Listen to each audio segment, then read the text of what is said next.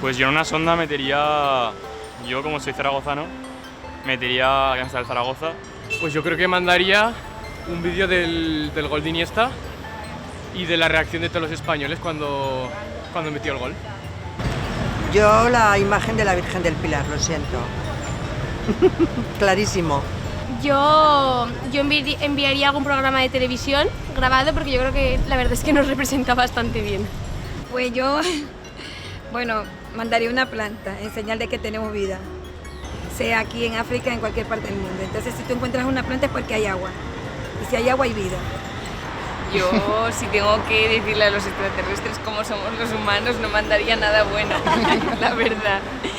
Pues la verdad, a mí como me gusta bastante comer, yo sinceramente les mandaría un plato de algo local de aquí, un plato de borrajas con su jamoncito y sus patatas, aceitito.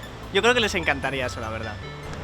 Yo les mandaría la canción de La vida es un carnaval, ¿no? Porque representa bastante la humanidad y que la vida se tiene que disfrutar y todo aquel que piense que la vida no es así, que en la vida hay momentos malos, la.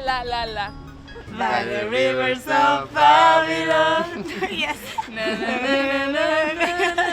Hey. Bueno, esa. Esa antigua.